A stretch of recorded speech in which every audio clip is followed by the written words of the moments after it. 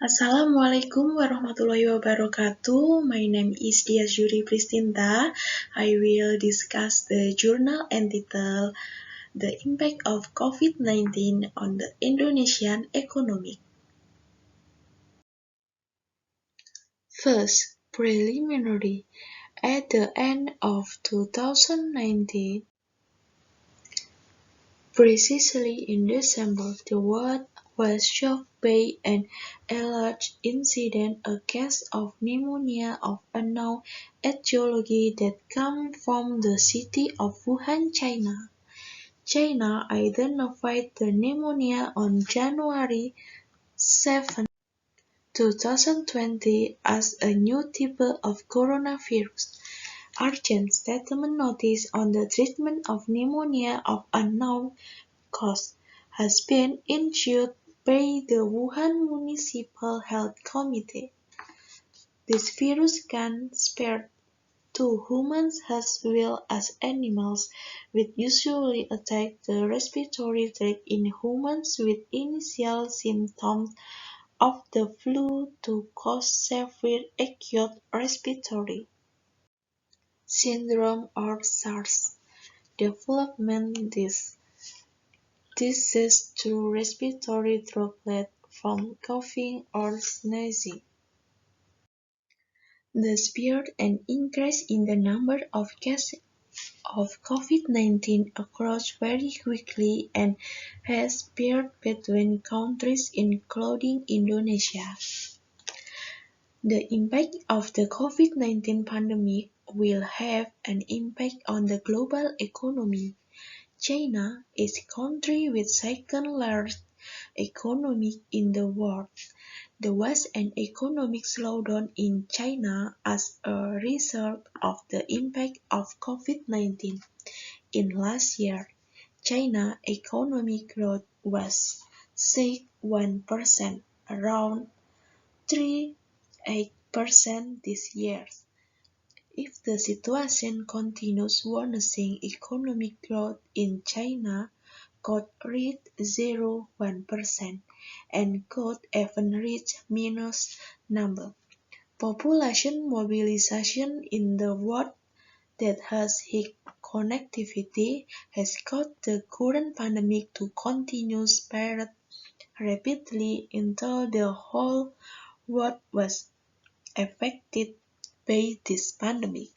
Credible research institutes in the world have predicted the negative impact of the global economy that will grab the world.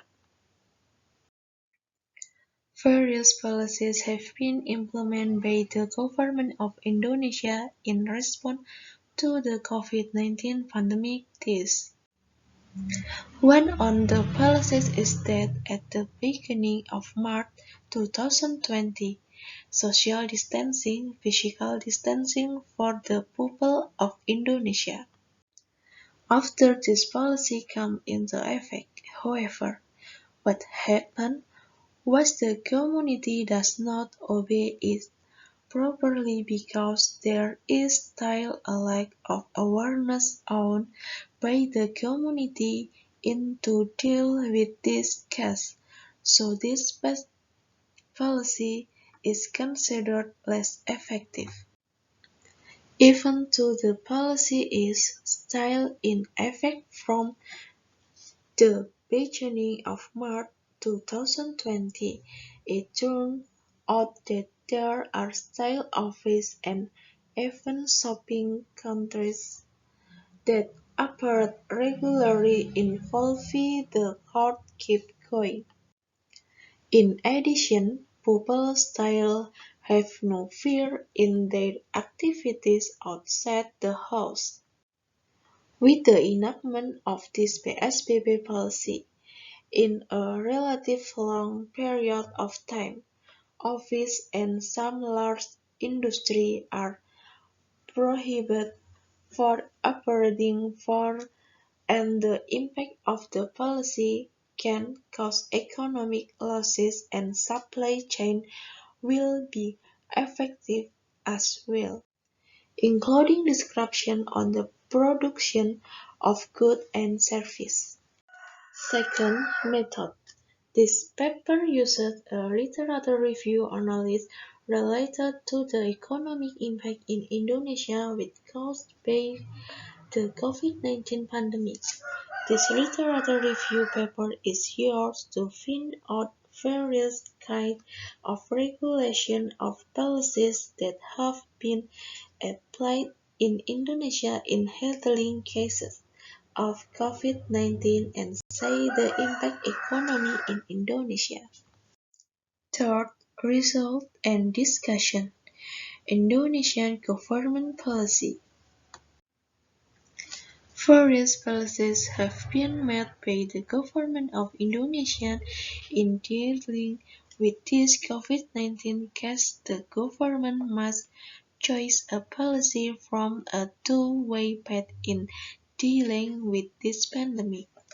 The government must see preventive or substantive policies and focusing on policies that regulate the economy.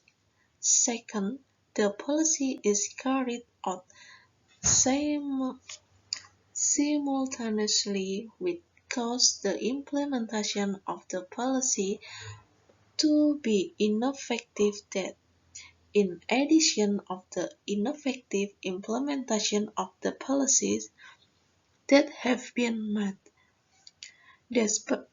These policies also make coordination between the central government and local government is not well established. The goal to achieve from the policy is to break the chain of the spread of the virus and repair it. The economy has not yet been achieved. In fact, it tends to get worse.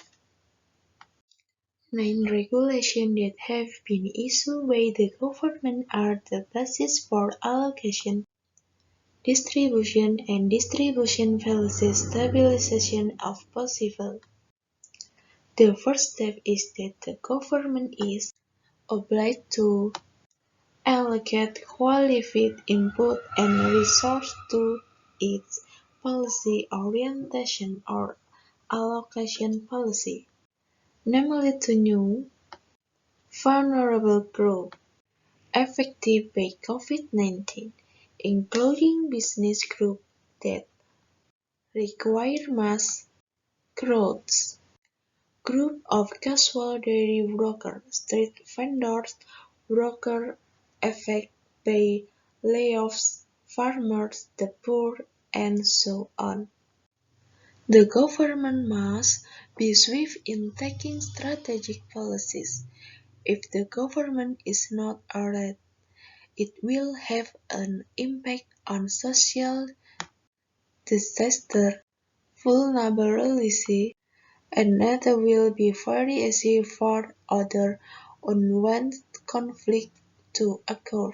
However, it cannot be denied that policies and regulations that have been set by the government will have various impacts, one of which we will discuss in this paper is the economic impact.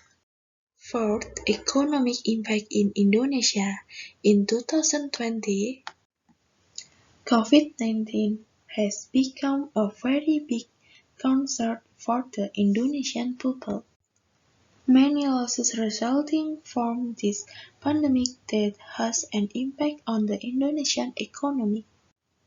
After experiencing an increase cases that shot up with a very fast period of time, the government made policies to overcome the pandemic COVID-19 with the enactment of PSBB as stated in Government Regulation number 21 of 2020. With the existence of the PSBB, all activities that are usually carried out have been forced to stop.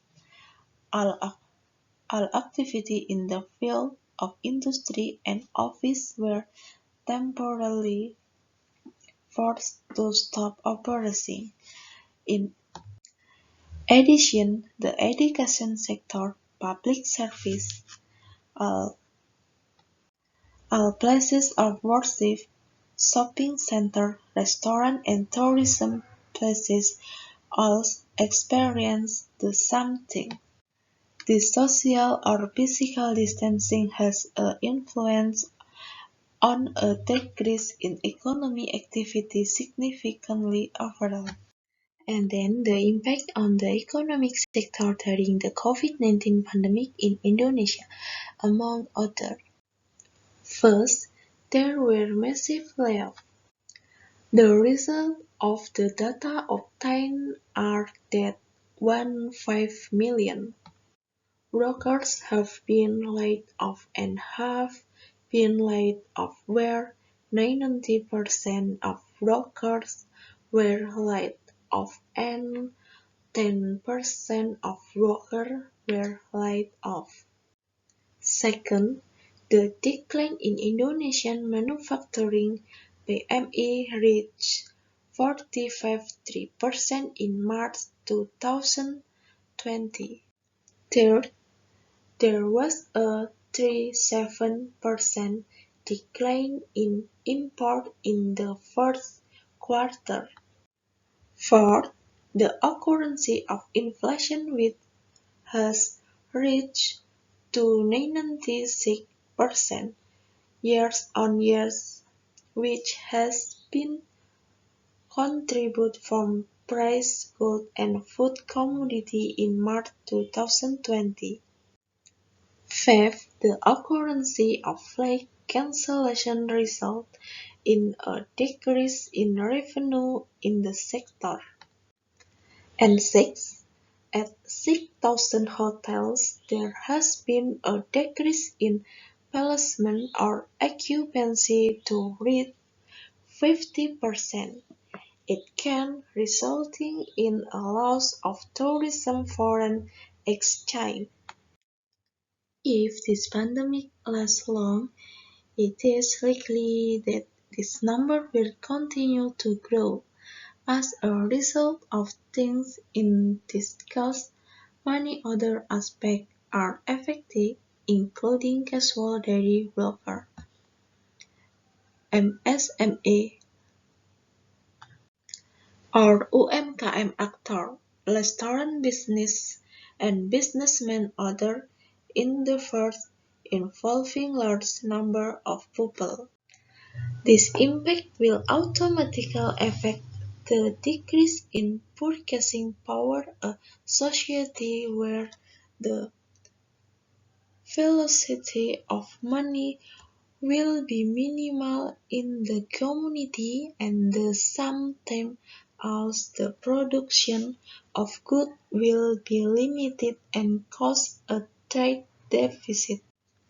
In midst of the COVID-19 pandemic, Bank Indonesia will try to maintain a stable. Indonesia economy is currently unstable.